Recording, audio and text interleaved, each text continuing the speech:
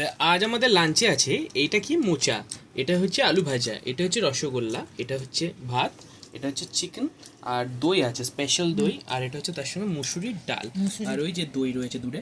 তো শর্মিলা বলো কেমন হয়েছে আজকে রান্না? আজকে অনেক কিছু রান্না হয়েছে। তো আজকে বিউলির ডালও হয়েছিল, সেটা চাল কুমড়ো দিয়ে সেটা আনিনি, মুসুরির ডালটা এনেছে, ভেন্ডি আর মোচা হচ্ছে বাদাম দিয়ে হয়েছিল, আর চিকেন। আর কি লাগবে বলো? ঠিক আছে, খেয়ে নাও। Thank you very much. কবজি ডুবিয়ে শুরু করেছিলাম কিন্তু পারলাম না, তারপরে চলে এলাম ডালের দিকে। ডাল দিয়ে, মোচা দিয়ে, আলু ভাজা দিয়ে, মিষ্টি দিয়ে, মাংস দিয়ে, আর ওই যে রয়েছে আমার ফেভারিট সাদা দই দিয়ে, আর এই যে রসগোল্লা দিয়ে। এখন পুরোটা আমি জামাই ষষ্ঠীর মতো খাবো, অকাল বোধন, আজকে জামাই ষষ্ঠীর বোধন।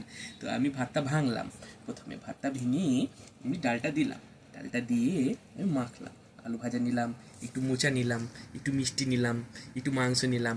এরকম খেয়েছেন কোনোদিন? আমি খাচ্ছি, দেখুন কি সুন্দর খাচ্ছি। অসাধারণ, A1। ও একটু দই দিয়ে মাখ। আচ্ছা, আপনারা দই দিয়ে ভাত মাখিয়ে খেয়েছেন? হ্যাঁ, দই দিয়ে ভালোই দই লাগে। দিয়ে ভাত মাখিয়ে যে লাগে না, বেস্ট। আর সাউথ ইন্ডিয়ান ফ্লেভার চলে আসে। এখন অসাধারণ। ডালের মধ্যে দই দেওয়ার পর যেটা আসে সেই টেস্টটা অসাধারণ, সেই লেভেলের টেস্ট, অসাধারণ। আপনারা শুরু করে নিন।